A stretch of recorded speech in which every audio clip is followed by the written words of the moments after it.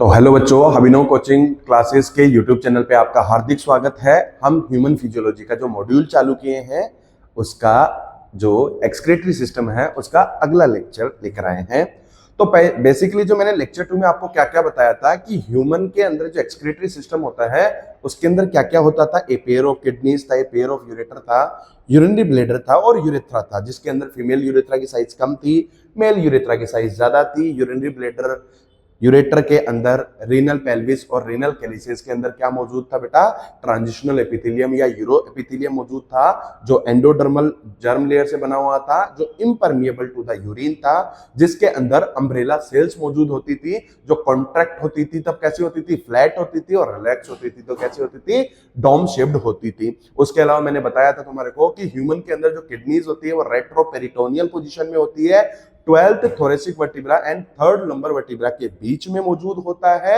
And क्या बताया था मैंने आपको कि पोजीशन का ध्यान रखना है बेटा, अगर वर्टिब्रल कॉलम से पोजीशन पूछ रहा है किडनीज की तो लेटरल होगा, और अगर वो बॉडी कैविटी के रिगार्डिंग पूछ रहा है तो कैसा, रेट्रोपेरिटोनियल और इनर टू द डोर्सल जो इनर वॉल है उसके नजदीक मौजूद होगा। तो पोजीशन का ध्यान रखना है। जैसे अपन ने एक सवाल किया था उसमें वर्टिब्रल कॉलम से पोजीशन दिखाई गई थी तो कैसी थी बेटी, लेटरल थी। ठीक है, ये वाली बात है। उसके बारे में अपन ने कलर के बारे में बात किया था कि किडनीज का कलर कैसा था बेटा, रेडिश ब्राउन कलर था। किडनीज आर बीन शेप्ड, सेम के आकार की थी। उसके अंदर जो उसकी इनर कॉनकेव जो सरफेस थी उसके अंदर एक सेंटर में, केंद्र में एक नोच मौजूद होता था जिसको हम लोग हाइलम बोलते थे, जिसके अंदर ऑक्सीजनेटेड ब्लड लेकर रीनल आर्टरी आती थी, वहां से डीऑक्सीजनेटेड ब्लड लेकर रीनल वेन जाती थी, और वहां से यूरिन लेकर यूरेटर जाता था, वहां से कुछ नर्व्स भी निकलती थी और कुछ लिम्फेटिक्स भी निकलती थी। उसके बाद में मैंने बताया था तुम लोगों को कि हाइलम के अंदर की तरफ क्या होता था, एक ब्रॉड फनल शेप्ड स्ट्रक्चर मौजूद होता था जिसको हम लोग क्या बोलते थे, रीनल पेल्विस बोलते थे। वो रीनल पेल्विस से कुछ प्रोजेक्शंस निकले होते थे जिनको क्या बोलते थे, रीनल कैलिसेस बोलते थे। किडनी जो होती थी जिस कैप्सूल से कवर्ड होती थी जिसको रीनल कैप्सूल बोलते थे, जो dense irregular white fibrous connective tissue का बना हुआ होता था, और जो किडनी को जो 2 जोन में डिवाइड किया जाता था जिसमें आउटर जोन क्या थी, कॉर्टेक्स थी, और इनर जोन क्या थी बेटा, मेडुला थी। साथ में मैंने बताया था कि जो मेडुला होता है उसको कुछ कुछ कोनिकल मासेस में डिवाइड किया जाता है, उनको मेडुलरी पिरामिड्स बोलते हैं। पार्ट ऑफ कॉर्टेक्स जो मेडुला के अंदर इंसर्टेड था उसको क्या बोलते थे, कॉलम ऑफ बर्टिनी और रीनल कॉलम बोलते थे। हम लोगों ने ये वाली चीजें देखी। अब जो आज जो हमारा टॉपिक ऑफ डिस्कशन है बेटा वो है स्ट्रक्चर ऑफ नेफ्रॉन। बेसिकली हम लोग बात करेंगे कि जो किडनी है जो एक्सक्रीशन का जो फंक्शन करती है बेटा, उसके अंदर जो मेन जो फंक्शनल यूनिट होती है और जो मेन उसकी स्ट्रक्चर बनाने में जो इस सारा काम करती है, जिसके लिए हम लोग ये उत्सर्जन तंत्र बोलते हैं, ठीक है, तो वो क्या होती है बेटा, नेफ्रॉन होती है। ध्यान रखना है कि each kidney have 1 million nephron. प्रत्येक किडनी के पास 1 मिलियन नेफ्रॉन होती है, और हमारे पास कितनी किडनी है बेटा, 2 किडनी है। तो टोटल अगर नेफ्रॉन का सवाल पूछे तो कितना नेफ्रॉन हो गया, 2 मिलियन नेफ्रॉन्स हो गया।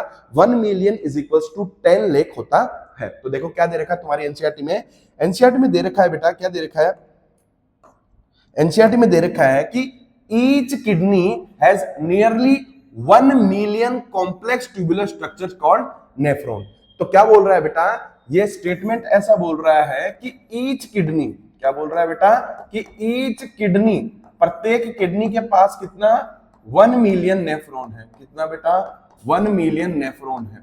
ठीक है, दूसरी बात, हमारे पास टोटल कितनी किडनी है बेटा, 2 किडनी है। तो टोटल नेफ्रॉन की संख्या क्या हो जाएगी बेटा, 1 into 2। तो टोटल नेफ्रॉन जो हमारी बॉडी में है वो बेटा कितना है, 2 मिलियन नेफ्रॉन्स। कितनी है रे, 2 मिलियन नेफ्रॉन्स है। दूसरी बात क्या बोल रहा हूं मैं, टोटल पूछे तो 2 मिलियन नेफ्रॉन्स। दूसरी बात मैं बताऊं कि जो 1 मिलियन होता है उसमें कितना होता है बेटा, उसमें 10 लाख होता है। 1 मिलियन कितना होता है, 10 लाख होता है। तो कभी कभार वो इसको यूनिट कन्वर्जन के अंदर कंफ्यूज करने के लिए ऐसा दे देगा। मतलब एक किडनी के अंदर कितना बेटा, 10 लाख, 1 मिलियन नेफ्रॉन्स होती है, और टोटल दोनों किडनी के अंदर 2 मिलियन और 20 लाख नेफ्रॉन्स होती है। कितना बेटा, 20 लाख नेफ्रॉन होती है। अब देखो नेफ्रॉन जो होता है वो क्या होता है बेटा, फंक्शनल यूनिट होता है। किडनी जो काम करती है, एक्सक्रीशन का काम करती है, किडनी जो मूत्र विसर्जन का काम करती है, उसके अंदर जो मेन जो फंक्शनल यूनिट है वो क्या है बेटा, नेफ्रॉन है। क्या है बेटा, नेफ्रॉन। तो नेफ्रॉन ही क्या है, नेफ्रॉन ही क्या है मेरे बच्चे, नेफ्रॉन ही है बेटा क्या, इसकी फंक्शनल यूनिट क्या है? नेफ्रॉन क्या है बेटा? इसकी फंक्शनल यूनिट। नेफ्रॉन क्या है बेटा? इसकी फंक्शनल यूनिट है। ठीक है, अब नेक्स्ट बात कर रहे हैं हम लोग नेफ्रॉन के स्ट्रक्चर में। तो each nephron has two parts. प्रत्येक जो नेफ्रॉन होती है बेटा उसके पास टू पार्ट्स होते हैं। एक होता है ग्लोमेरुलस और एक होती है रीनल ट्यूब्यूल्स। क्या होता है बेटा? एक होता है ग्लोमेरुलस और एक होता है रीनल ट्यूब्यूल्स। अब देखो क्या होता है, ग्लोमेरुलस क्या होता है बेटा? टफ्ट ऑफ कैपिलरीज है जो फॉर्म्ड बाय अफरेंट आर्टरियोल। देखो क्या होता है बेटा कि जो मैंने बताया था कि जो हमारी किडनीज होती है उसको जो ऑक्सीजनेटेड ब्लड लेकर आता है वो कौन होता है? Renal artery. तो रेनल आर्टरी जाकर क्या होता है, आर्टरी आगे जाके किसमें डिवाइड होती है? आर्टरियोल्स में डिवाइड होती है। तो क्या होता है कि रेनल आर्टरी से एक फाइन ब्रांच निकलती है जिसको हम बोलते हैं अफरेंट आर्टरियोल। तो देखो क्या होता है, ये अफरेंट आर्टरियोल आया। कौन है बेटा? अफरेंट आर्टरियोल। ठीक है, तो ये अफरेंट आर्टरियोल आया। ये अफरेंट आर्टरियोल आकर इसने क्या बनाया? एक कैपिलरीज का नेटवर्क बनाया। ठीक है, क्या बनाया बेटा? एक कैपिलरीज का नेटवर्क बनाया। तो ध्यान रखना, अफरेंट आर्टरियोल, देखो अफरेंट आर्टेरियोल है बेटा। ये क्या है? आर्टरी नहीं है, आर्टेरियोल है। और ये afferent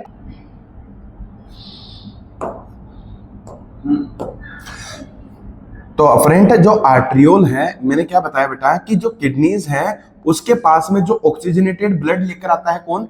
renal artery.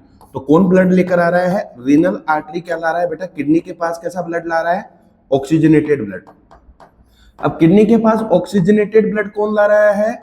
Oxygenated blood ला रहा है किडनी के पास रीनल आर्टरी। रीनल आर्टरी कहां से ला रहा है बेटा? डिसेंडिंग एओर्टा से। किससे ला रहा है बेटा? डिसेंडिंग एओर्टा से ला रहा था। तो डिसेंडिंग एओर्टा था जो महाधमनी थी, वहां से ब्लड आया रीनल आर्टरी में। रीनल आर्टरी से फिर बाकी जो कुछ ब्रांचेस होती है उनके द्वारा कहां से आया बेटा? अफरेंट आर्टरियोल में। तो अफरेंट आर्टरियोल से क्या करता है? अफरेंट आर्टरियोल ब्लड लाता है नेफ्रॉन के पास। अफरेंट आर्टरियोल क्या लाता है? ब्लड लाता है नेफ्रॉन के पास। देखो बेटा नॉर्मली क्या होता है कि कोई भी जो आर्टरी होता है, जो आर्टरी होता है उसके अंदर तो कितनी लेयर होती है? 3 लेयर होती है। क्या क्या होती है? सबसे बाहरी बाहर क्या होती थी? ट्यूनिका एडवेंशिया होती थी बेटा। ठीक है, उसके बाद में क्या होती थी? ट्यूनिका मीडिया होती थी बेटा। और सबसे अंदर ही अंदर वाली जो लेयर होती थी वो क्या होती थी मेरे बच्चे? ट्यूनिका इंटीमा होती थी। ठीक है, इंटीमा होती थी। 3 लेयर होती थी।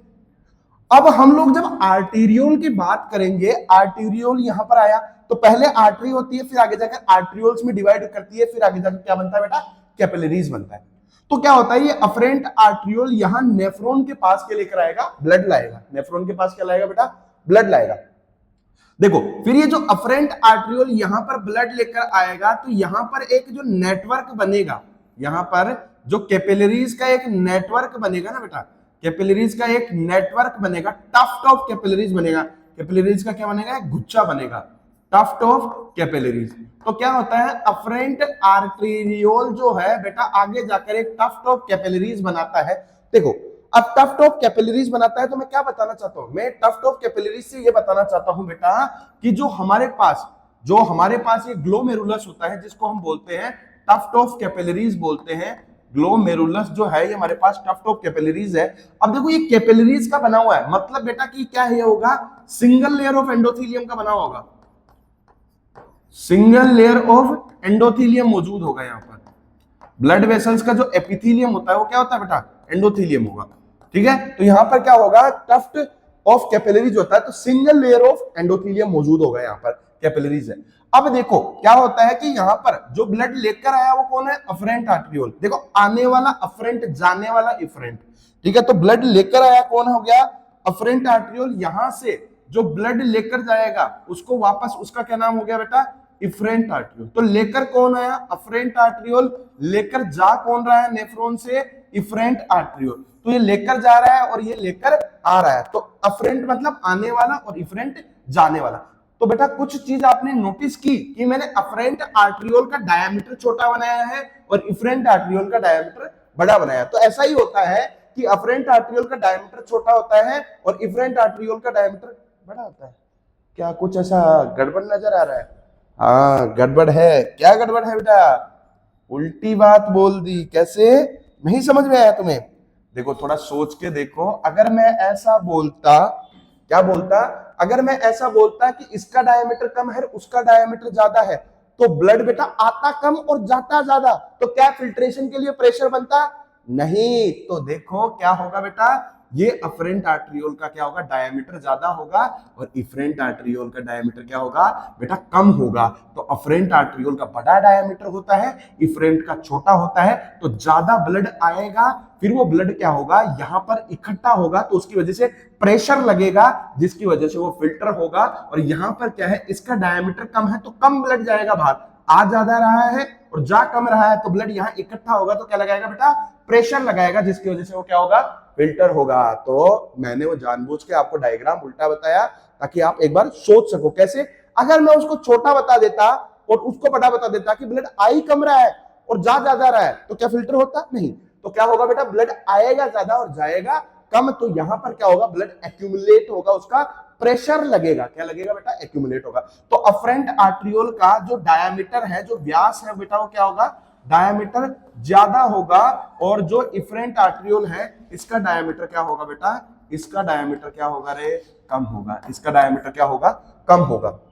तो बेसिकली अफरेंट आर्टरियोल है जो रीनल आर्टरी की एक ब्रांच है, जो किडनीज के पास ऑक्सीजनेटेड ब्लड लेकर आता है, फिर फर्दर जाकर क्या बनाता है, एक कैपिलरीज का एक गुच्छा बनाता है, टफ्ट ऑफ कैपिलरीज बनाता है, जिसको हम ग्लोमेरुलस बोलते हैं। जिसको हम क्या बोलते हैं बेटा, ग्लोमेरुलस बोलते हैं। जिसको हम क्या बोलते हैं, ग्लोमेरुलस बोलते हैं। और टफ्ट ऑफ कैपिलरीज है, तो मैंने क्या बताया कि अगर एक आर्टरी होती तो उसके पास 3 लेयर होती, सबसे बाहर ट्यूनिका एडवेंशिया, फिर ट्यूनिका मीडिया और ट्यूनिका इंटीमा। लेकिन ये कैपिलरीज है तो सिंगल लेयर ऑफ एंडोथेलियम से बना हुआ होता है। कौन, सिंगल लेयर ऑफ एंडोथेलियम से बना हुआ होता है बेटा ग्लोमेरुलस। तो ग्लोमेरुलस कौन बनाता है, अफरेंट आर्टरियोल से आता है, फिर आगे जाकर उससे कैपिलरीज बनती है। तो यही देख रखा है बेटा तुम्हारे एनसीईआरटी में क्या, कि ग्लोमेरुलस क्या है, टफ्ट ऑफ कैपिलरीज है, जो अफरेंट आर्टरियोल के द्वारा बनाया जाता है। किसके द्वारा बनाया जाता है मेरे बच्चे, अफरेंट आर्टरियोल के द्वारा बनाया जाता है। अफरेंट आर्टरियोल क्या है, एक रीनल आर्टरी की ब्रांच है। किसकी ब्रांच है मेरे बच्चे, रीनल आर्टरी की ब्रांच है। देखो, blood from the glomerulus is carried away by an efferent arteriole. तो अभी मैंने बताया कि नेफ्रॉन के पास जो ब्लड लाता है वो कौन, अफरेंट, फिर वहां पर टफ्ट ऑफ कैपिलरीज में इकट्ठा होगा। क्यों, क्योंकि अफरेंट वाले का डायमीटर ज्यादा है, रिफरेंट वाले का डायमीटर कम है, तो फिर उसकी वजह से क्या लगेगा बेटा, प्रेशर लगेगा। दूसरी बात, अब देखो मैंने क्या बताया कि जो हमारी कोई भी जो नेफ्रॉन होती है उसको कितने पार्ट्स में डिवाइड किया जाता है बेटा, 2।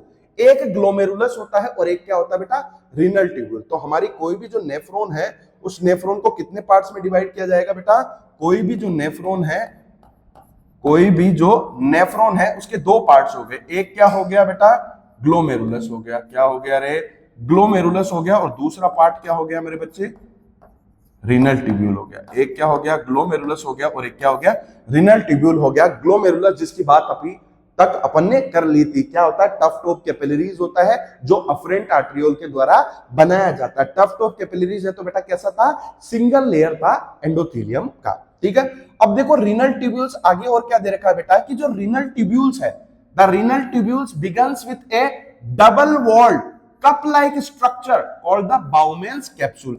कि जो रीनल ट्यूब्यूल्स होती है उसके अंदर सबसे पहला जो स्ट्रक्चर है वो कौन है, बाउमेन्स कैप्सूल। कौन है बेटा, सबसे पहला स्ट्रक्चर बाउमेन्स कैप्सूल है। तो सबसे पहला स्ट्रक्चर क्या हुआ मेरे बच्चे, रीनल ट्यूब्यूल्स में सबसे पहले जिस स्ट्रक्चर की बात करेंगे वो क्या हो गया रे, बाउमेन्स कैप्सूल। क्या हो गया मेरे बच्चे, बाउमेन्स कैप्सूल। और बाउमेन्स कैप्सूल क्या है बेटा, डबल वॉल्ड है। कितना, डबल वॉल्ड है, 2 लेयर से बना हुआ होता है। कैसा है मेरे बच्चे, डबल वॉल्ड। ठीक है, पहली बात। दूसरी बात कैसा है, कप लाइक है। कैसा है रे, डबल वॉल्ड है और कप लाइक है। तो क्या हो गया, देखो, तो ये है आपका बाउमेन्स कैप्सूल, ये है आपका बाउमेन्स कैप्सूल है बेटा। ये देखो, ये बाउमेन्स कैप्सूल है, डबल वॉल्ड है, जिसमें एक जो बाहर वाली होती है वो कैसी होगी, पेराइटल लेयर, और अंदर वाली क्या होती है बेटा, विसरल लेयर होती है। ठीक है, तो ये हो गया आपका बाउमेन्स कैप्सूल। दूसरा क्या हो गया, ये हो गया ग्लोमेरुलस, जो टफ्ट ऑफ कैपिलरीज था। देखो ये अफरेंट आर्टरियोल, देखो इसका डायमीटर ज्यादा दे रखा है, ये अफरेंट आर्टरियोल, इसका डायमीटर कम दे रखा है। तो ये वाली बात हुई। तो जो बाउमेन्स कैप्सूल है बेटा कैसा हो गया, ये बाउमेन्स कैप्सूल हो गया डबल वॉल्ड हो गया। कैसा हो गया मेरे बच्चे, डबल वॉल्ड हो गया। दूसरी बात कैसे है, दूसरी बात क्या होता है, ये किसको इनक्लोज करता है, ये इनक्लोज करता है बेटा ग्लोमेरुलस को। इनक्लोज किसको करता है? ग्लोमेरुलस को। कि बाउमेंस कैप्सूल के अंदर क्या मौजूद होता है? ग्लोमेरुलस मौजूद होता है। क्या मौजूद होता है? ग्लोमेरुलस मौजूद होता है। अब दूसरी चीज, इंपॉर्टेंट बात, ग्लोमेरुलस के साथ साथ बाउमेंस कैप्सूल, ये दोनों मिलकर क्या कहलाते हैं बेटा? मालपीजियन बॉडी और मालपीजियन कॉर्पल्सेस। क्या कहलाते हैं बेटा? ग्लोमेरुलस और बाउमेंस कैप्सूल। क्या बेटा? कि ग्लोमेरुलस और ये देखो, ये जो ग्लोमेरुलस और बाउमेंस कैप्सूल, ये दोनों क्या कहलाते हैं बेटा? Malpighian body. क्या बेटा क्या कहलाता है? मालपीजियन बॉडी और रीनल कॉर्पल्सेस। बेटा एक चीज मैं बताना चाहूं तुम लोगों को कि कभी कभार इस नाम में मिक्स हो जाता है तुम लोगों के, तो क्या हो जाता है? मालपीजियन बॉडी और रीनल कॉर्पल्सेस में थोड़ा सा मिक्स कर देते हैं, तो तुम लोगों को थोड़ा सा दिमाग आया समझ में कि सिर्फ मालपीजियन नहीं देखना है, उसके आगे लिखा हुआ बॉडी शब्द भी देखना है। कि कभी कभार ऐसा आ जाता है बाउमेंस और glomerulus consist together to form, ठीक है, टुगेदर टू फॉर्म, तो उसमें ऑप्शन में पहला आ जाए मालपीजियन ट्यूब्यूल। तो तुम तो सिर्फ मालपीजियन देख रहे हो, आगे का शब्द नहीं देख रहे हो। मालपीजियन ट्यूब्यूल क्या होता है? कॉकरोच के अंदर एक्सक्रीटरी ऑर्गन होता है, और मालपीजियन बॉडी इन दोनों के मिलने से बनता है। तो ध्यान रखना कि मालपीजियन के आगे बॉडी देखना है, कॉर्पल्सेस ही नहीं देखना है, ठीक है? कि मालपीजियन ट्यूब्यूल नहीं देखना है सिर्फ, कि मालपीजियन ट्यूब्यूल नहीं देखा तुम लोगों ने तो सीधा टिक मार दिया तो गलत हो जाएगा ना। तो ये बात को ध्यान रखना बेटा कि मालपीजियन बॉडी है या रीनल कॉर्पल्सेस है, दोनों मिलकर क्या कहलाएगा? मालपीजियन बॉडी और रीनल कॉर्पल्सेस कहलाएगा। नेक्स्ट क्या है? द ट्यूब्यूल, जो आगे जाकर एक हाईली कोइल्ड ट्यूब्यूल बनती है, जिसको हम क्या बोलते हैं बेटा? Proximal convoluted tubule. तो देखो ये नेफ्रॉन है, नेफ्रॉन में क्या हो गया? अफरेंट आर्टरियोल ब्लड लाया, यहां पर टफ्ट ऑफ कैपिलरीज बनाया, इफरेंट इसको लेकर चला जाएगा, ठीक है? तो यहां पर जो टफ्ट ऑफ कैपिलरीज बना वो कौन है? ग्लोमेरुलस है, जो इनक्लोज किया जा रहा है किसके द्वारा बेटा? बाउमेंस कैप्सूल के द्वारा, जो डबल वॉल लेयर है, ठीक है? ये वाली बात। अब ये बाउमेंस कैप्सूल आगे जाके जो रीनल ट्यूब्यूल का जो भाग है, जो थोड़ा सा कोइल्ड दिख रहा है तुम्हें, क्या दिख रहा है? ये हाईली कोइल्ड दिख रहा है ना, कुंडलित है एकदम, हाईली कोइल्ड पार्ट है, ठीक है? अब ये हाईली कोइल्ड पार्ट है, जो पहला हाईली कोइल्ड पार्ट होता है नेफ्रॉन का, वो कौन है? पीसीटी है, प्रोक्सिमल कॉन्वोल्यूटेड ट्यूब्यूल। क्या बेटा? प्रोक्सिमल कॉन्वोल्यूटेड ट्यूब्यूल है यहां पर, ठीक है? अब ये प्रोक्सिमल कॉन्वोल्यूटेड ट्यूब्यूल है जो हाईली कोइल्ड पार्ट है। दूसरी बात क्या है बेटा? अब पीसीटी के बाद में तुम्हें क्या नजर आ रहा था? पीसीटी के बाद में तुम्हें क्या नजर आ रहा है बेटा? एक हेयर पिन शेप्ड स्ट्रक्चर दिखती है, जिसको बोलते हैं हेनलेस लूप, जिसके अंदर दो पार्ट होते हैं बेटा। क्या? एक डिसेंडिंग होता है और एक असेंडिंग लिम्फ होता है। देखो क्या होता है, ये जो स्ट्रक्चर देखा तुम लोगों ने पीसीटी के बाद में, पीसीटी के बाद में क्या? एक हेयर पिन लाइक स्ट्रक्चर दिख रहा है, ये पीला पीला सा हेयर पिन लाइक स्ट्रक्चर होता है। तो हेनलेस लूप कैसा स्ट्रक्चर है बेटा? हेयर पिन के जैसा। कैसा है रे? हेयर पिन लाइक स्ट्रक्चर है। कैसा है? हेयर पिन लाइक स्ट्रक्चर है, जिसको हम बोलते हैं हेनलेस लूप बोलते हैं। इसके दो पार्ट है बेटा, एक जो नीचे की तरफ जा रहा है जिसको हम बोलते हैं डिसेंडिंग लिम्ब, और एक जो ऊपर की तरफ जा रहा है जिसको बोलते हैं असेंडिंग लिम्ब। देखो मैं तुम्हारे को बताऊंगा, जो पढ़ाऊंगा तब मैकेनिज्म ऑफ यूरिन फॉर्मेशन, कि कैसे किस प्रक्रिया के द्वारा मूत्र जो होता है हमारे शरीर में निर्माण होता है। तो उसके अंदर बेटा क्या होता है, जब कंसंट्रेशन, यूरिन की जो सांद्रता होती है, जब उसकी कंसंट्रेशन बढ़ानी होती है इनर मेडुला के अंदर, आंतरिक मेडुला के अंदर, क्योंकि अभी जब मैं तुम लोगों को बताऊंगा, क्या बताऊंगा बेटा, कि ग्लोमेरुलस, बाउमेंस कैप्सूल और ये पीसीटी और ये डीसीटी वाला भाग होता है ना, ये कॉर्टेक्स में होता है। क्या बताया था मैंने? किडनी को दो जोन में बांटा गया है, बाहर वाली जोन रीनल कॉर्टेक्स, आंतरिक जोन रीनल मेडुला। तो उसके अंदर ग्लोमेरुलस, बाउमेंस कैप्सूल, पीसीटी और डीसीटी वाला भाग कॉर्टेक्स में रहता है, बाहरी जोन में रहता है। और ये जो ये हेयर पिन लाइक स्ट्रक्चर है बेटा, जिसका नाम क्या होता है? Loop of Henley. Loop of Henley ये कहां होती है? मेडुला में। तो ये मेडुला का बाहरी वाला भाग होता है, ये मेडुला का आंतरिक वाला भाग होता है। तो ये इनर मेडुला के अंदर क्या हो जाती है, जो कंसंट्रेशन होती है, मतलब साल्ट के कंपैरिजन में जब वाटर को देखा जाएगा तो पानी कम रहता है और साल्ट क्या रहता है? ज्यादा रहता है। तो इनर मेडुला के अंदर हायर कंसंट्रेशन प्रोवाइड करने का काम किसका होता है रे? लूप ऑफ हेनले का होता है। किसका होता है बेटा? लूप ऑफ हेनले का होता है। तो हम इस चीज के बारे में देखेंगे। तो क्या हो गया? ग्लोमेरुलस हो गया, बाउमेंस कैप्सूल हो गया, पीसीटी हो गया, इसके बाद में हेनलेस लूप हो गया। अब हेनलेस लूप के बाद में क्या है बेटा? एक और कोइल्ड पार्ट आता है जिसको हम बोलते हैं डीसीटी, डिस्टल कॉन्वोल्यूटेड ट्यूब्यूल। क्या बोलते हैं रे? Distal convoluted tubule. अब देखो एक इंपॉर्टेंट बात, डिजिटल कॉन्वोल्यूटेड ट्यूब्यूल, बहुत सारी नेफ्रॉन, क्या बोल रहा हूं बेटा, बहुत सारी नेफ्रॉन की डीसीटी खुलती है एक सिंगल स्ट्रेट कलेक्टिंग डक्ट में। ये कैसी है बेटा, स्ट्रेट ट्यूब है। कैसी ट्यूब है बेटा, एक स्ट्रेट ट्यूब है। इस स्ट्रेट ट्यूब के अंदर क्या हो जाती है, बहुत सारी, ध्यान रखना रे, बहुत सारी, सिंगल नहीं, बहुत सारी कलेक्टिंग, बहुत सारी क्या खुलती है बेटा, इसके अंदर डीसीटी खुलती है, डिजिटल कॉन्वोल्यूटेड ट्यूब्यूल खुलती है। क्या खुलती है बेटा, बहुत सारी डीसीटी किसके अंदर खुलती है, एक सिंगल कलेक्टिंग डक्ट में। किसमें खुलती है रे, एक सिंगल कलेक्टिंग डक्ट में। फिर कलेक्टिंग डक्ट कहां पर ओपन होती है, कलेक्टिंग डक्ट कहां, कलेक्टिंग डक्ट में मेडुला वाले भाग में मौजूद होती है। तो मेडुला वाले भाग में कलेक्टिंग डक्ट है, मेडुला से फिर आगे जाके मेडुला में क्या था, मेडुलरी पिरामिड्स थे, प्रोजेक्शन, फिर मेडुलरी पिरामिड्स में एक ओपनिंग थी। Remember one thing, the opening in the renal medullary pyramids are renal papilla. तो रीनल पेपिला से फिर आगे जाकर कहां, रीनल कैलिसिस, फिर रीनल कैलिसिस से कहां खुलेगा बेटा, रीनल पेल्विस में। तो कहां, रीनल पेल्विस में। तो ये कलेक्टिंग डक्ट होता है। ये कलेक्टिंग डक्ट कहां पर, पहले मेडुलरी पिरामिड में ओपन होता है, ठीक है। तो मेडुलरी पिरामिड्स में कहां ओपन होता है बेटा, मेडुलरी पिरामिड्स में एक ओपनिंग होती है ना बेटा, मेडुलरी पिरामिड्स में एक ओपनिंग होती है जिसको हम क्या बोलते थे, रीनल पेपिला। क्या बोलते थे मेरे बच्चे, रीनल पेपिला बोलते थे। फिर मेडुलरी पिरामिड्स के अंदर कुछ प्रोजेक्शन निकले हुए थे जिसको क्या बोलते थे, कैलिसेस बोलते थे।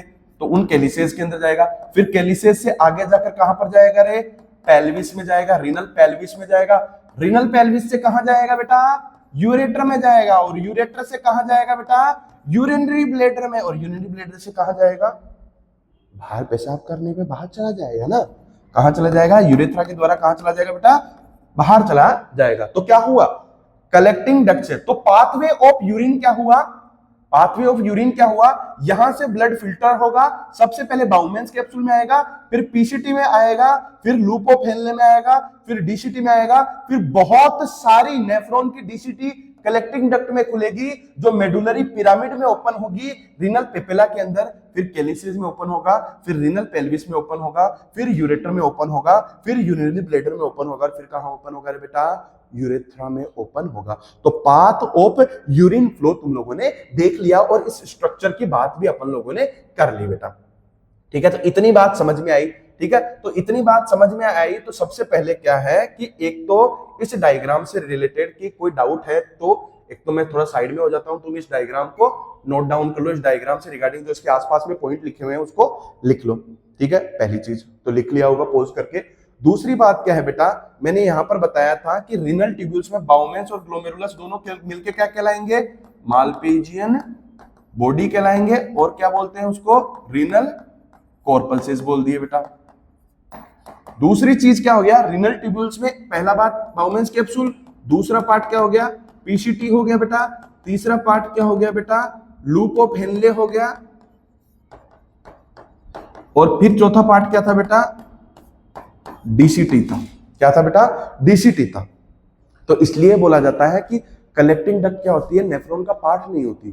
क्यों नहीं होती, क्यों नहीं होती, अरे भाई कलेक्टिंग डक्ट, एक कलेक्टिंग डक्ट है ना, एक नेफ्रॉन के द्वारा कंट्रीब्यूट नहीं की जा रही है ना, बहुत सारी जो डीसीटीज है नेफ्रॉन्स की वो ओपन हो रही है कलेक्टिंग डक्ट के अंदर, ठीक है।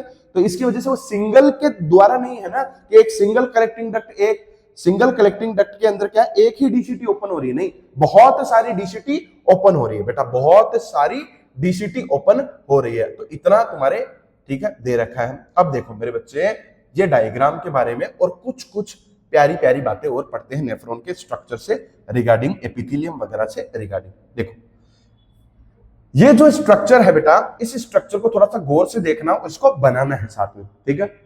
देखो क्या है बेटा, मैंने बताया कि रीनल आर्टरी है, उस रीनल आर्टरी की ब्रांच होती है अफरेंट आर्टरियोल, जो क्या होता है नेफ्रॉन के पास ब्लड लेकर आता है, ठीक है। दूसरी बात, यहां पर क्या बनता है, ग्लोमेरुलस बनता है, जो क्या होता था बेटा, एक टफ्ट ऑफ कैपिलरीज था, कैपिलरीज का गुच्छा था, एक सिंगल वॉल कैपिलरीज थी, जो क्या थी, सिंगल वॉल्ड होती है, सिंगल लेयर ऑफ एंडोथेलियम की बनी हुई होती है, जिसको हम ग्लोमेरुलस बोलते हैं। फिर इसके बाद में क्या था, यहां से ब्लड लेकर जाने के लिए, वापस ब्लड लेकर जाने के लिए क्या मौजूद होता है बेटा, इफरेंट आर्टरियोल मौजूद होता है। क्या होता है मेरे बच्चे, इफरेंट आर्टरियोल होता है। यहां देखो इसका डायमीटर ज्यादा है, इसका डायमीटर क्या है बेटा, इसका डायमीटर क्या है, मोर है, और इसका डायमीटर क्या होता है बेटा, इसका डायमीटर क्या होता है, लेस है।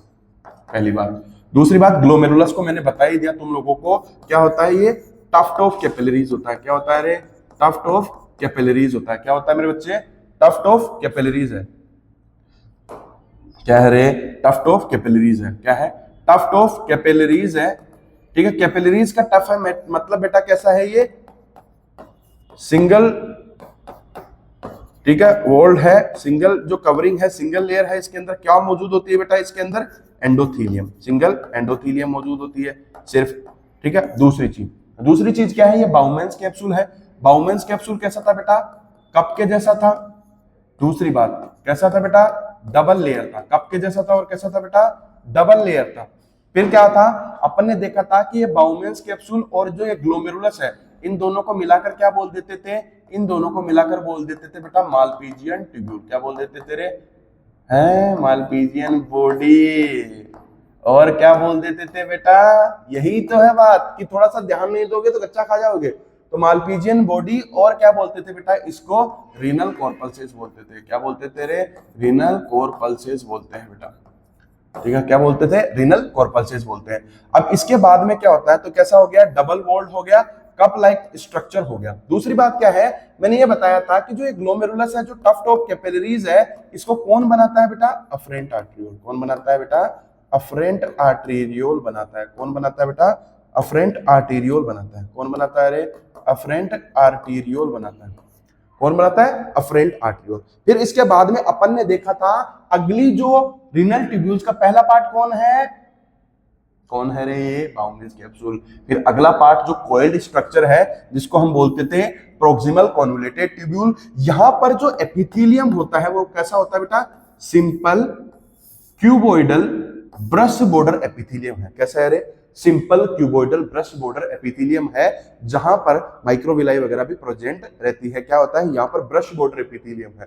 ब्रश बॉर्डर एपिथेलियम क्यों मौजूद होता है, क्योंकि क्या होता है बेटा, एक तो क्या है, पहले से ये स्ट्रक्चर है जिसके अंदर बहुत सारी चीजों का क्या करना है, एब्जॉर्प्शन करना है। तो सरफेस एरिया क्या चाहिए, ज्यादा सरफेस एरिया चाहिए। तो बहुत ज्यादा सरफेस एरिया होना चाहिए। अगर बहुत ज्यादा सरफेस एरिया की रिक्वायरमेंट है हमें, तो कैसा होना चाहिए, ब्रश बॉर्डर होना चाहिए। तो बहुत ज्यादा सरफेस एरिया प्रोवाइड करने के लिए ब्रश बॉर्डर है। दूसरी चीज क्या है कि जो क्यूबोइडल एपिथेलियम इसलिए है, क्यों, क्योंकि क्यूबोइडल एपिथेलियम का क्या मेन फंक्शन होता है बेटा, उसका फंक्शन होता है एक्सचेंज वगैरह के अंदर, डिफ्यूजन वगैरह के अंदर, और इन चीजों के अंदर वो एब्जॉर्प्शन वगैरह में इनमें रोल प्ले करता है। इसलिए कैसा है, यहाँ पर simple cuboidal brush border epithelium. कैसा है रे, simple cuboidal brush border epithelium मौजूद होता है। फिर इसके बाद में क्या है, फिर इसके बाद में ये देखो बेटा, क्या है ये, लूप ऑफ हेनले। क्या मेरे बच्चे, लूप ऑफ हेनले है। तो ये लूप ऑफ हेनले है, जो कैसी होती है, हेयर पिन लाइक स्ट्रक्चर होती है। तो लूप ऑफ हेनले कैसी है बेटा, loop of Henle hairpin की जैसी होती है, हेयर पिन लाइक स्ट्रक्चर है। दूसरी बात, ये इसका नीचे वाला पार्ट डिसेंडिंग पार्ट है, ये उसका ऊपर वाला पार्ट है। तो बेटा जो इस लूप ऑफ हेनले का जो ये नीचे गिरता हुआ डिसेंडिंग वाला पार्ट होता है ना, ये किसके लिए परमिएबल होता है बेटा, वाटर के लिए परमिएबल होता है। किसके लिए परमिएबल है बेटा, वाटर के लिए परमिएबल है। कहने का मतलब क्या होता है कि जब ये डिसेंडिंग लूप ऑफ हेनलेस के द्वारा ऊपर से जो फ्लूइड है वो नीचे जैसे जैसे आएगा, तो पानी के लिए परमिएबल है, तो इसमें से क्या निकल जाएगा, पानी बाहर निकल जाएगा। अब जैसे जैसे इसमें से पानी बाहर निकलता जाएगा बेटा, जैसे जैसे इसमें से आगे हम पढ़ेंगे तब देखेंगे कि जैसे जैसे इसमें से पानी बाहर निकलता जाएगा, तो क्या हो जाएगा, अंदर साल्ट की कंसंट्रेशन तुलनात्मक रूप से ज्यादा होगी और पानी की कंसंट्रेशन क्या होगी बेटा, कम होगी। तो जैसे जैसे ये नीचे जाता जाएगा, जैसे जैसे ये नीचे जाता जाएगा डिसेंडिंग लिम्ब में, वैसे वैसे वाटर निकलता जाएगा, क्योंकि ये तो परमिएबल है वाटर के लिए। तो क्या हो जाएगा बेटा, यहां पर आंतरिक मेडुला में जाकर क्या हो जाएगी, हायर कंसंट्रेशन हो जाएगी। कितनी हो जाएगी रे, हायर कंसंट्रेशन हो जाएगी, लगभग 1200 मिली ओस्मोल हो जाएगी। कितनी हो जाएगी रे, 1200 मिली ओस्मोल हो जाएगी। क्यों, क्योंकि ये descending limb of loop of Henley क्या है बेटा, वाटर के लिए परमिएबल है, और सॉल्ट के लिए कैसी है बेटा, सॉल्ट के लिए कैसी है, इम्परमिएबल है। ठीक है, इम्परमिएबल है साल्ट के लिए। ठीक है, दूसरी बात, यहां पर जो एपिथेलियम है बेटा, उसको ध्यान रखना, क्या जो ये लूप ऑफ हेनले है इसके अंदर दो पोर्शन होता है, एक थिक वाला पोर्शन होता है और एक थिन वाला पोर्शन होता है। तो जो थिक वाला पार्ट होता है लूप ऑफ हेनले का, वहां पर जो एपिथेलियम है वो सिंपल क्यूबोइडल एपिथेलियम है। क्या है मेरे बच्चे? सिंपल क्यूबोइडल एपिथेलियम है। लेकिन जो थिन वाला पार्ट है वहां पर सिंपल स्क्वेमस एपिथेलियम है। क्या? लूप ऑफ हेनले का जो थिक वाला पार्ट है वहां पर सिंपल क्यूबोइडल एपिथेलियम है, और जो थिन वाला पार्ट है वहां पर कौन सा एपिथेलियम है बेटा? सिंपल स्क्वेमस एपिथेलियम है। तो डिसेंडिंग लिम्ब हो गया। फिर सिमिलरली असेंडिंग लिम्ब में भी ऐसा होता है। बस अंतर क्या होता है कि असेंडिंग लिम्ब जो होती है ना बेटा, कौन सी वाली पार्ट? जो असेंडिंग लिम्ब वाला पार्ट होता है ना लूप ऑफ हेनले का, जो ऊपर जाता वाला पार्ट होता है, ये क्या होता है ना, पानी के लिए इम्परमिएबल हो जाता है। मतलब इसमें से पानी बाहर नहीं निकलेगा, इम्परमिएबल हो जाता है। पानी के लिए क्या हो जाता है बेटा? इम्परमिएबल हो जाता है। मतलब पारगम्यता कम हो जाती है पानी के लिए, बाहर निकलता ही नहीं है। जबकि साल्ट के लिए क्या हो जाता है बेटा? परमिएबल हो जाता है। अगर साल्ट के लिए वो परमिएबल हो जाता है तो साल्ट क्या निकलेगा? बाहर निकलेगा। और जैसे जैसे अगर इसमें से साल्ट बाहर निकलता जाएगा, ऊपर जाता जाएगा, तो ऊपर जाता जाएगा तो क्या हो जाएगी बेटा? ऑस्मोलरिटी वापस कम होती जाएगी। ठीक है, इतनी बात हुई। इसके बाद में क्या है बेटा? ये देखो, ये डीसीटी वाला है, डिस्टल कॉन्वोल्यूटेड ट्यूब्यूल वाला पार्ट है। कौन सा है बेटा? डिस्टल कॉन्वोल्यूटेड ट्यूब्यूल वाला पार्ट है। तो इस जो डिस्टल कॉन्वोल्यूटेड ट्यूब्यूल वाला पार्ट है, यहां पर कौन सा एपिथेलियम है? सिंपल क्यूबोइडल एपिथेलियम है। तो सिंपल क्यूबोइडल एपिथेलियम कहां पर है? देखो, जो पीसीटी होता है वहां पर कौन सा था? Simple cuboidal brush border epithelium. जो descending limb of loop of Henle था, उसका जो थिक वाला पोर्शन था, कौन सा वाला पोर्शन बेटा? जो थिक वाला पोर्शन था वहां पर कौन सा था? Simple cuboidal. जो थिन वाला पोर्शन था वहां पर सिंपल स्क्वेमस एपिथेलियम था। ठीक है, और इसके बाद में क्या था बेटा? डीसीटी के अंदर भी क्या है? सिंपल क्यूबोइडल एपिथेलियम है। ठीक है, अब दूसरी बात क्या है बेटा? कलेक्टिंग डक्ट क्या होती है ना, एक जो कलेक्टिंग डक्ट है, जो एक स्ट्रेट ट्यूब है। कलेक्टिंग डक्ट कैसी है बेटा? एक स्ट्रेट ट्यूब है। कैसी है रे? एक कलेक्टिंग डक्ट क्या है बेटा? एक स्ट्रेट ट्यूब है। इस स्ट्रेट ट्यूब के अंदर, कलेक्टिंग डक्ट के अंदर क्या होता है? बहुत सारी, कलेक्टिंग डक्ट के अंदर क्या होती है बेटा? बहुत सारी डीसीटी ओपन होती है। बहुत सारी डीसीटी ओपन होती है। तो ये क्या होता है? नेफ्रॉन का पार्ट नहीं होता। क्यों नहीं होता नेफ्रॉन का? Because more than one DCT open in it, क्योंकि इसके अंदर एक से ज्यादा डीसीटी ओपन होती है। तो देखो, ये नेफ्रॉन के स्ट्रक्चर के बारे में अपन ने बात की है, यहां पर कौन कौन सा पार्ट होता है। फिर आगे वाला पोर्शन देखते हैं बेटा। देखो, अब जो हम लोग देखते हैं फ्लो ऑफ यूरिन कैसा होता है और फ्लो ऑफ ब्लड कैसा होता है। तो देखो, फ्लो ऑफ यूरिन कैसा होगा बेटा? सबसे पहले क्या होगा? नेफ्रॉन में आएगा, ब्लड फिल्टर होगा कहां से? अफरेंट आर्टरियल से ब्लड आया। अफरेंट आर्टरियल से ब्लड आने के बाद में क्या हुआ बेटा? अफरेंट आर्टरियल से ब्लड आया। अफरेंट आर्टरियल से ब्लड आने के बाद में कहां आया? वो टफ्ट ऑफ कैपिलरीज। किसमें? टफ्ट ऑफ कैपिलरीज में आया, ग्लोमेरुलस में आया। फिर वहां पर वो फिल्टर हुआ। फिल्टर होने के बाद में वो पीसीटी में आया। पीसीटी के बाद में लूप ऑफ हेनले में आया। लूप ऑफ हेनले के बाद में डीसीटी में आया। और फिर बहुत सारी डीसीटी के द्वारा कहां आया? कलेक्टिंग डक्ट में। बहुत सारी डीसीटी के द्वारा कहां आया बेटा? कलेक्टिंग डक्ट में आया। तो एक नेफ्रॉन होती है, ठीक है, एक नेफ्रॉन। ऐसे ही सिमिलरली करते हुए बहुत सारी नेफ्रॉन अपने डीसीटी के द्वारा कहां ओपन होगी बेटा? कलेक्टिंग डक्ट में। कहां ओपन होगी बेटा? कलेक्टिंग डक्ट में। ठीक है, अब ध्यान रखना एक चीज, क्या? बहुत सारी जो ग्रुप ऑफ कलेक्टिंग डक्ट है ना, उसको क्या बोलते हैं? Duct of Bellini. Group of collecting duct को क्या बोलते हैं? Group of collecting duct. Collecting duct का जो ग्रुप होता है ना बेटा, उसको बोलते हैं डक्ट ऑफ बेलिनी। ठीक है, तो कंफ्यूज नहीं होना है। क्या? कोलम ऑफ बर्टीनी अलग चीज है और डक्ट ऑफ बेलिनी अलग चीज है। कोलम ऑफ बर्टीनी मैंने क्या बताया था बेटा? कॉर्टेक्स का भाग जो मेडुला के अंदर धसा हुआ होता है, मेडुलरी पिरामिड्स के बीच में, दैट इज रीनल कॉलम और कॉलम ऑफ बर्टीनी। और यहां पर है जो डक्ट ऑफ बेलिनी है, ये क्या है? ग्रुप है बेटा कलेक्टिंग डक्ट का। फिर डक्ट ऑफ बेलिनी जो कलेक्टिंग डक्ट है वो ओपन होगा पेपेला में। पेपेला क्या था बेटा? ओपनिंग था। किसके अंदर? ओपनिंग था मेडुलरी पिरामिड में। ओपनिंग था किसके अंदर बेटा? मेडुलरी पिरामिड में। किसमें ओपनिंग था रे? मेडुलरी पिरामिड में ओपनिंग था।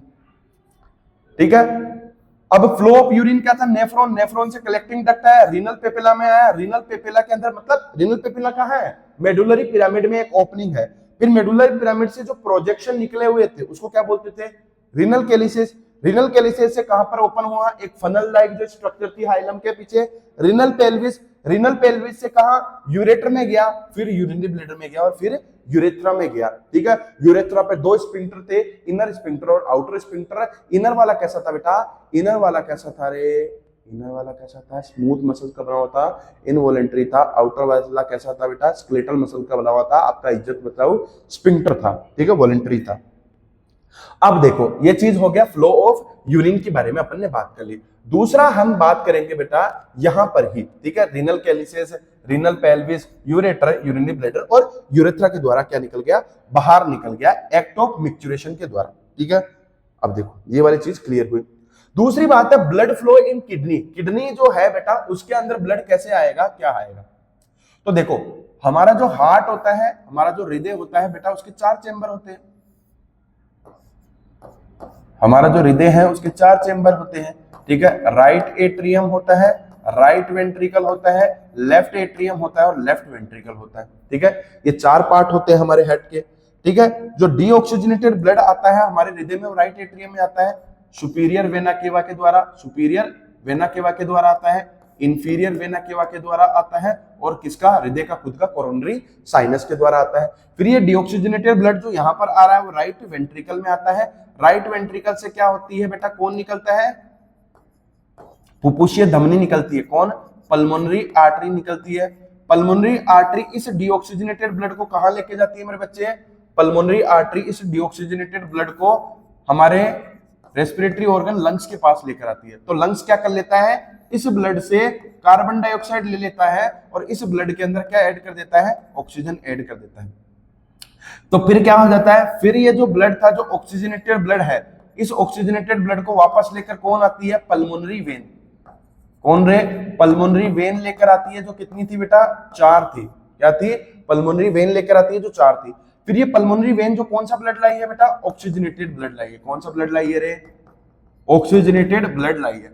अब ये पल्मोनरी वेन जो ऑक्सीजनेटेड ब्लड लाई है बेटा, ये कहां से, यहां से लेफ्ट एट्रियम से आया बेटा, लेफ्ट वेंट्रिकल में। कहां आया रे, लेफ्ट एट्रियम से आया बेटा, कहां पर, लेफ्ट वेंट्रिकल में।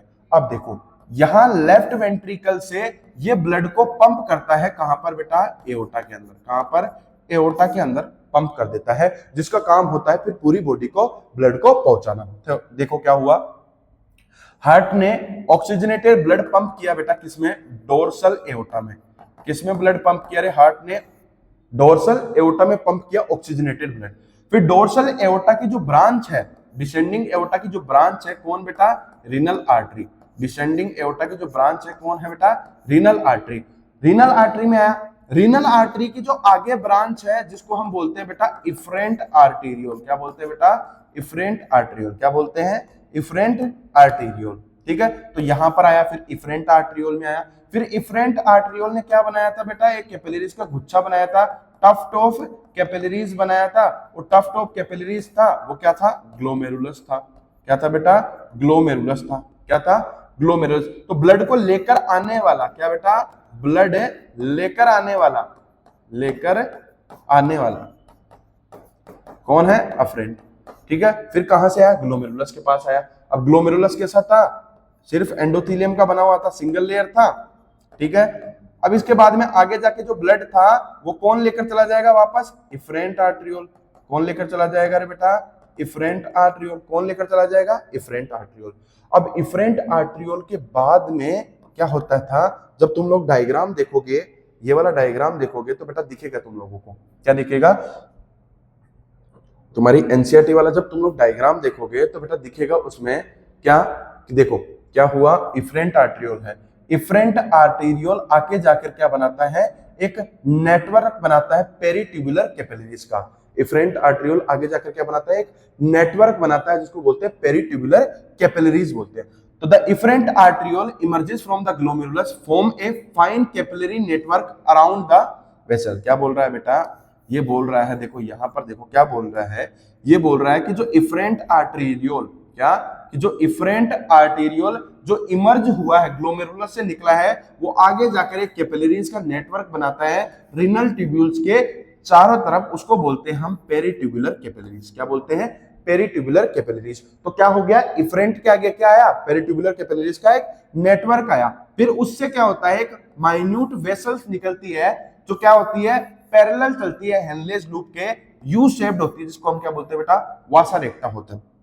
क्या बोलते हैं, वासा रेक्टा बोलते हैं। तो क्या बोल रहा हूं मैं आगे कि इफरेंट आर्ट्रियोल था, इफरेंट आर्ट्रियोल फिर आगे जाकर क्या होता है, एक फाइन नेटवर्क ऑफ कैपिलरीज बनता है।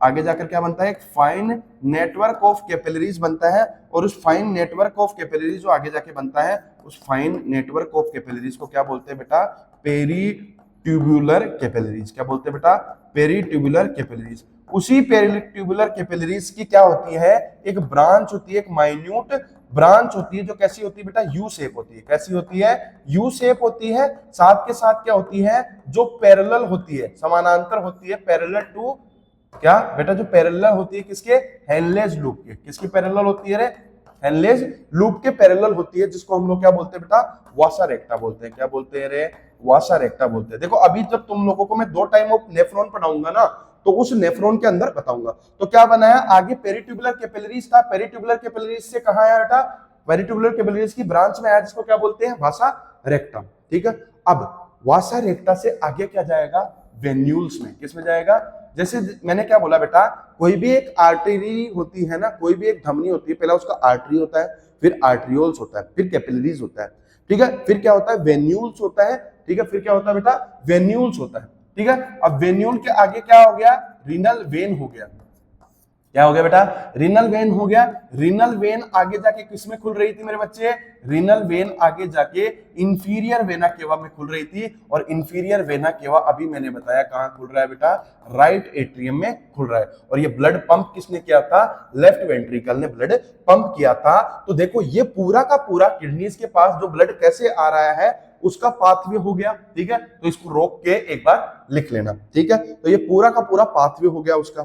ठीक है, अगली बात करते हैं। ठीक है, ये देखो स्ट्रक्चर को अच्छे से समझाने के लिए है बेटा। क्या ये क्या होता है, afferent arteriole divide to form tuft of capillaries बनाता है, जो डायमीटर में ज्यादा होता है, जो ऑक्सीजनेटेड ब्लड लेकर आता है, जो रीनल आर्टरी की ब्रांच होती है। क्या होती है रे, रीनल आर्टरी की ब्रांच होती है। सारी चीजें मैं पहले बता चुका हूं। इफरेंट जो आर्ट्रियोल होता है, जो ग्लोमेरुलस फॉर्म्ड फ्रॉम ग्लोमेरुलस, कि ग्लोमेरुलस को बनाता कौन है, अफरेंट ग्लोमेरुलस से बनता कौन है, इफरेंट, जिसका डायमीटर क्या होता है, कम होता है। दूसरी चीज क्या है बेटा, देखो दूसरी चीज क्या है कि जो ये कौन सा वाला बाउमेंस कैप्सूल है, इसके पास 2 लेयर होती है। तो ये बाउमेंस कैप्सूल के पास जो 2 लेयर होती है, उसके अंदर कुछ सेल्स मौजूद होती है, जिनको बोलते हैं पोडोसाइट्स। क्या मौजूद होती है बेटा, सेल्स मौजूद होती है। ठीक है, क्या मौजूद होती है बेटा, कुछ सेल्स मौजूद होती है, जिसको हम क्या बोलते हैं बेटा, पोडोसाइट्स बोलते हैं। क्या मौजूद होती है, पोडोसाइट्स। अब देखो ये पोडोसाइट्स है ना, पोडो जो साइट्स होती है ना बेटा, ये अंदर की तरफ मौजूद होती है। तो पोडोसाइट्स जो होती है ना, वो विसरल लेयर में होती है। पोडोसाइट किस में होती है बेटा, विसरल लेयर में होती है। तो पोडोसाइट कहां है, विसरल लेयर में। फिर मैंने क्या बताया था बेटा कि बाउमेंस कैप्सूल और ग्लोमेरुलस दोनों मिलकर क्या बना लेते हैं, मालपीजियन बॉडी और रीनल कॉर्पल्सेस बना लेते हैं। ठीक है, दूसरी बात, अब हम लोग बात करते हैं बेटा कि एक नेफ्रॉन का कौन कौन सा पार्ट कॉर्टेक्स में रहता है और कौन कौन सा पार्ट मेडुला के अंदर रहता है। ठीक है, तो कोई भी जो किडनी होती थी, उसके 2 पार्ट होते थे बेटा, बाहर वाला पार्ट होता है कॉर्टेक्स और अंदर वाला पार्ट क्या होता है, मेडुला होता है। ठीक है, तो कोई भी जो नेफ्रॉन होती है वो बेटा कैसे होती है नेफ्रॉन, देखो ये ग्लोमेरुलस, ठीक है, यहां पर ग्लोमेरुलस, ये बाउमेंस कैप्सूल, ये पीसीटी, ये लूप ऑफ हेनले, ये डीसीटी, ये कलेक्टिंग डक्ट। ठीक है, तो ऐसा वाला स्ट्रक्चर हो गया। क्या बेटा, क्या बताया हूं मैं कि कोई भी एक नेफ्रॉन होती है, उसका कौन कौन सा पार्ट, कोई भी जो एक नेफ्रॉन होता है उसका बाउमेंस कैप्सूल वाला पार्ट, कौन सा वाला पार्ट बेटा, बाउमेंस कैप्सूल वाला पार्ट। ठीक है, कौन सा पार्ट मेरे बच्चे, उसका बाउमेंस कैप्सूल वाला पार्ट। ठीक है, ठीक है, उसका बाउमेंस कैप्सूल वाला पार्ट हो गया। कैसा है ये, डबल लेयर है, ध्यान रखना। ठीक है, हाँ कैसा है, डबल लेयर है। दूसरी बात, ये कैसा, पीसीटी वाला पार्ट हो गया बेटा। ठीक है, ये डीसीटी वाला पार्ट। तो क्या बाउमेंस कैप्सूल, पीसीटी और डीसीटी वाला जो पार्ट होता है ना, ये क्या होता है, कहां मौजूद होता है बेटा, ये तीनों के तीनों बाउमेंस कैप्सूल, पीसीटी और डीसीटी, ये मौजूद होते हैं बेटा कॉर्टेक्स में। कहां मौजूद होते हैं, कॉर्टेक्स में मौजूद होते हैं। और इसके बाद में ये वाला जो पार्ट है, जिसको हम बोलेंगे लूप ऑफ हेनले। क्या बोलेंगे बेटा? Loop of Henley. ये लूप ऑफ हेनले कहां वाले पार्ट में मौजूद होता है बेटा? मेडुला वाले पार्ट में मौजूद होता है। कहां पे? मेडुला वाले पार्ट में। देखो नेफ्रॉन को बेसिकली क्या होता है, जो नेफ्रॉन होती है कलेक्टिंग डक्ट, तो उसका पार्ट मानते ही नहीं है ना कलेक्टिंग डक्ट को। कलेक्टिंग डक्ट को तो नेफ्रॉन का पार्ट मानते ही नहीं है ना हम लोग। क्यों? क्योंकि एक कलेक्टिंग डक्ट है ना, एक कलेक्टिंग डक्ट में एक से अधिक डीसीटी ओपन होती है, एक से अधिक डीसीटी ओपन होती है, तो उसको तो पार्ट मानते ही नहीं है ना नेफ्रॉन का। लेकिन उसका भी ज्यादातर पार्ट कहां होता है बेटा? मेडुला में होता है। कहां होता है ज्यादातर पार्ट? मेडुला में होता है। तभी तो जो कलेक्टिंग डक्ट जो आगे जाकर मेडुला के अंदर ओपनिंग होती है, रीनल पेपिला, वहां पे खुलती थी। ठीक है, तभी तो बताया मैंने कि जो कलेक्टिंग डक्ट है आगे जाकर जो मेडुलरी पिरामिड होता था, कौन सा? जो मेडुलरी पिरामिड्स होते थे बेटा, बहुत सारे ऐसे मेडुलरी पिरामिड्स होते थे। उन मेडुलरी पिरामिड्स में जो ओपनिंग मौजूद होती थी, जिसको हम क्या बोलते थे? रीनल पेपेला। क्या बोलते थे बेटा? रीनल पेपेला। ठीक है, तो इस रीनल पेपेला में तभी तो जाकर ये ओपन होती थी आगे, क्योंकि कलेक्टिंग डक्ट क्या होती थी? बहुत सारी कलेक्टिंग डक्ट ओपन होती है यहाँ पर, बहुत सारी कलेक्टिंग डक्ट, मतलब डक्ट ऑफ बेलिनी। ठीक है, तो सिमिलरली देखते हैं बेटा क्या दे रखा है। देखो ये दे रखा है। ठीक है, तो वो वाला डायग्राम को है ना बना के रखना है, ताकि ये देखो ज्यादा सारी चीजें एक ही चीज में आ जाएगी। देखो मालपीजियन कॉर्पल्सेस, मालपीजियन कॉर्पल्सेस या रीनल कॉर्पल्सेस या मालपीजियन बॉडी, जिसको हम क्या बोलते हैं बेटा? Bowman's capsule plus glomerulus. Bowman's capsule plus क्या हो गया बेटा? वो ग्लोमेरुलस हो गया। तो ये Bowman's capsule plus glomerulus, PCT and DCT nephron के जो भाग होते हैं वो कहां पर मौजूद होते हैं? कॉर्टेक्स में मौजूद होते हैं। जबकि इसका जो लूप ऑफ हेनले वाला पार्ट है, वो लूप ऑफ हेनले वाला पार्ट कहां मौजूद रहता है बेटा? मेडुला के अंदर मौजूद रहता है। सिमिलरली वही बता रखा है क्या कि जो ये कौन सा बाउमेंस कैप्सूल हो गया, ठीक है, बाउमेंस, ये कौन सा हो गया बेटा? बाउमेंस कैप्सूल हो गया, ये आपका ग्लोमेरुलस हो गया। इन दोनों को मिलाकर क्या बोल दिए बेटा? मालपीजियन कॉर्पल्सेस या मालपीजियन बॉडी बोल दिए। फिर इसके बाद में ये पीसीटी वाला भाग हो गया, ये लूप ऑफ हेनले वाला पार्ट मेडुला के अंदर हो गया, ये डीसीटी वाला पार्ट क्या हो गया? तो यहाँ पर ये दोनों के दोनों मेलपीजियन बॉडी और मेलपीजियन कॉर्पल्सेस, पीसीटी और डीसीटी वाला पार्ट कॉर्टेक्स में हो गया, लूप ऑफ हेनले वाला पार्ट कहां हो गया बेटा? मेडुला के अंदर मौजूद हो गया। ठीक है, तो इसको रोक के एक बार लिख लेना पोज करके। ठीक है बेटा, अगले पार्ट में आते हैं। Which of the following part of the nephron is situated in the cortex of the kidney? कि नेफ्रॉन का कौन सा पार्ट होता है जो कहां पर? कॉर्टेक्स ऑफ द किडनी के अंदर मौजूद होता है। क्या? कॉर्टेक्स ऑफ द किडनी के अंदर मौजूद होता है। तो क्या? मेलपीजियन कॉर्पल्सेस, जिसमें आपका बाउमेंस कैप्सूल प्लस क्या मौजूद होता है बेटा? ग्लोमेरुलस मौजूद होता है। तो ये दोनों क्या? मालपीजियन कॉर्पल्सेस और ठीक है बाउमेंस कैप्सूल प्लस ग्लोमेरुलस, ये दोनों भी खुलते हैं पीसीटी और डीसीटी। ये सारे के सारे स्ट्रक्चर्स होते हैं जो किसमें ओपन होते हैं बेटा? सारे के सारे ओपन होते हैं कॉर्टेक्स के अंदर ओपन होते हैं। ठीक है, अगली बात, which one of the four parts of mentioned below does not constitute part of a single uriniferous tubules? ध्यान रखना, नेफ्रॉन को ही क्या बोलते हैं बेटा? यूरिनिफेरस ट्यूबस बोलते हैं। तो नेफ्रॉन को ही क्या बोलते हैं? नेफ्रॉन, और उसी का दूसरा नाम है यूरिनरी फेरस ट्यूब्यूल। ठीक है, नेफ्रॉन और यूरिनरी फेरस ट्यूब्यूल, नेफ्रॉन उसी को बोलते हैं बेटा। तो कौन सा उसका पार्ट नहीं होता? मैंने अभी बताया कलेक्टिंग डक्ट नहीं होता। ठीक है, दूसरी बात, अब हम लोग पढ़ेंगे बेटा दो टाइप ऑफ नेफ्रॉन जिसके बारे में हम लोगों को बताया जाता है, सिखाया जाता है और पढ़ाया जाता है। एक प्रकार की जो नेफ्रॉन होती है उसको बोलते हैं कॉर्टिकल टाइप ऑफ नेफ्रॉन, और एक को बोलते हैं बेटा जक्स्ट्रा मेडुलरी नेफ्रॉन। देखो हमारे शरीर में ज्यादातर कॉर्टिकल टाइप ऑफ नेफ्रॉन होती है, पर जक्स्ट्रा मेडुलरी नेफ्रॉन भी होनी चाहिए। क्यों? क्योंकि वो नेफ्रॉन क्या होती है? ज्यादा जरूरी होती है कंसंट्रेटेड यूरिन बनाने के लिए। अब देखो क्या है बेटा, ये रीनल मेडुला था। ठीक है, ये क्या था? कॉर्टेक्स वाला भाग, बाहर वाला कैप्सूल है, ये कॉर्टेक्स वाले की बात हो गई। ठीक है, तो ये कॉर्टेक्स वाले की बात हो गई, ये देखो। ठीक है, अब देखो कॉर्टिकल ग्रुप ऑफ नेफ्रॉन जो है, कॉर्टिकल ग्रुप ऑफ नेफ्रॉन में क्या होगा कि लूप ऑफ हेनले जो होगा, देखो क्या है बेटा, क्या बोल रहा हूं कि कॉर्टिकल ग्रुप ऑफ नेफ्रॉन, ये वाली जो नेफ्रॉन है, देखो ये वाली नेफ्रॉन है, उसके अंदर ये वाला जो पार्ट है लूप ऑफ हेनले, ये मेडुला के अंदर कम दसा हुआ है। जबकि जो ये जक्स्ट्रा मेडुलरी नेफ्रॉन है, इसका जो ये लूप ऑफ हेनले वाला पार्ट है, ये मेडुला के अंदर ज्यादा दसा हुआ होता है। तो क्या होता है? जक्स्ट्रा मेडुलरी नेफ्रॉन के अंदर क्या होता है? जो लूप ऑफ हेनले होता है वो ज्यादा होता है मेडुला के अंदर, और कॉर्टेक्स में क्या होता है? कम होता है। जबकि कॉर्टिकल ग्रुप ऑफ नेफ्रॉन के अंदर क्या होता है बेटा? लूप ऑफ हेनले होता है ना, मेडुला में कम होता है और कॉर्टेक्स में ज्यादा होता है। तो पहला पॉइंट क्या बताया मैंने, कॉर्टिकल ग्रुप ऑफ नेफ्रॉन्स हमारी बॉडी में ज्यादा होती है, जक्स्ट्रा मेडुलरी कम होती है, पर होती है, जरूरी है कंसंट्रेटेड यूरिन बनाने के लिए। लूप ऑफ हेनले का कम पार्ट मौजूद होता है मेडुला के अंदर, ज्यादा पार्ट कॉर्टेक्स में, कॉर्टिकल में। लूप ऑफ हेनले का ज्यादा पार्ट कहां, मेडुला के अंदर, और कम पार्ट कहां बेटा, कॉर्टेक्स में। किसमें, जक्स्ट्रा मेडुलरी में। पहली बात, ठीक है। दूसरी बात क्या है बेटा, देखो यहां पर क्या है बेटा, जो ये कॉर्टिकल टाइवल वाली नेफ्रॉन है, इसके अंदर देखो, इसके अंदर देखो, ये येलो कलर वाला जो डीसीटी वाला भाग है, ये क्या है बेटा, लेस कोइल्ड है, कम कुंडलित है और लंबाई में भी कम है, कम कुंडलित है और लंबाई में भी कम है। जबकि यहां पर देखो, ये डीसीटी वाला पार्ट है बेटा, लंबाई में भी ज्यादा है और कुंडलित भी ज्यादा है। तो क्या हो गया, more coiled and more in length. कौन, डीसीटी। तो जक्स्ट्रा मेडुलरी वाला में क्या होता है, डीसीटी की लंबाई भी ज्यादा है और डीसीटी का क्या होता है, कुंडलित होना भी क्या है, ज्यादा है। यहां पर डीसीटी की लंबाई भी कम है और डीसीटी कुंडलित भी कम है। अगला पार्ट देखो बेटा, अगला पार्ट देखो तो क्या देखो बेटा, पीसीटी देखो, ये देखो यहां पर पीसीटी वाला पार्ट हो गया, ठीक है,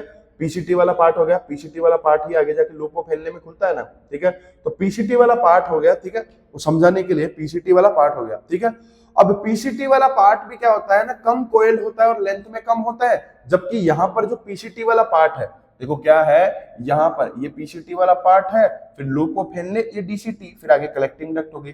तो पीसीटी वाला पार्ट है, यहां पर भी जो पीसीटी वाला पार्ट है बेटा, वो क्या होता है, ज्यादा कोइल्ड होता है और ज्यादा लेंथ में होता है। तो जक्स्ट्रा मेडुलरी में पीसीटी ज्यादा कोइल्ड भी ज्यादा है और लेंथ में भी ज्यादा है, डीसीटी भी कोइल्ड भी ज्यादा है और लेंथ में भी ज्यादा है। जबकि जो कॉर्टिकल ग्रुप ऑफ नेफ्रॉन है, उसके अंदर क्या होता है बेटा, जो लूप ऑफ हेनले तो कम मेडुला के अंदर होता है, डीसीटी की लंबाई भी कम होती है और कोइल्ड भी कम होती है, पीसीटी की लंबाई भी कम होती है, पीसीटी कोइल्ड भी कम होती है। दूसरी बात देखते हैं हम लोग बेटा बाउमेंस कैप्सूल के बारे में।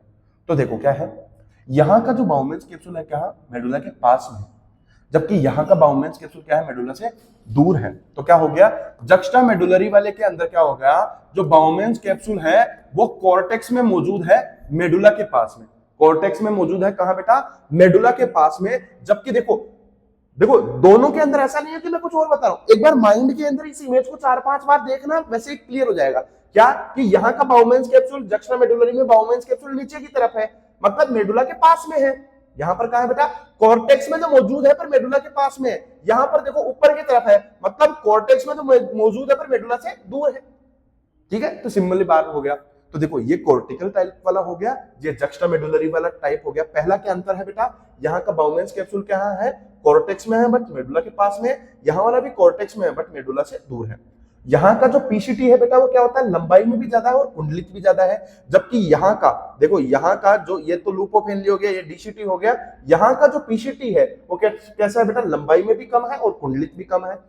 यहाँ का जो लूप ऑफ हेनले है वो मेडुला के अंदर ज्यादा है और कॉर्टेक्स में कम है। यहाँ का देखो ये ग्रीन वाला लूप ऑफ हेनले क्या है, मेडुला के अंदर कम है और कॉर्टेक्स में ज्यादा है। यहाँ का देखो ये डीसीटी क्या बेटा, ज्यादा कुंडलित भी है और लंबाई में भी ज्यादा है। जबकि यहाँ का डीसीटी देखो बेटा, छोटा सा होता है लंबाई में भी और ज्यादा कुंडलित भी नहीं होता है, ठीक है। तो ये वाली बात है, ठीक है। अब देखो क्या बेटा, क्या मैंने इसके चारों तरफ पेरीट्यूबुलर कैपिलरीज से निकलती हुई कोई एक ब्रांच बनाई है क्या, वासा रेक्टा, जो यू शेप्ड होती है, पेरीट्यूबुलर कैपिलरीज की ब्रांच होती है जो पैरेलल होती है लूप ऑफ हेनले के, क्या मैंने यहां पर बनाई है, क्या नहीं बनाई। जबकि यहां पर मौजूद है, जहां की यहां पर मौजूद है, मतलब वासा रेक्टा कहां मौजूद होती है, जक्स्ट्रा मेडुलरी में मौजूद होती है। जबकि कॉर्टिकल वाले के अंदर क्या होती है बेटा, या तो वासा रेक्टा एब्सेंट होगी, या तो वासा रेक्टा एब्सेंट होगी, या क्या होगी बेटा, बहुत ही छोटी होगी। या तो वासा रेक्टा क्या होगी, एब्सेंट होगी, या बहुत ही छोटी होगी। देखो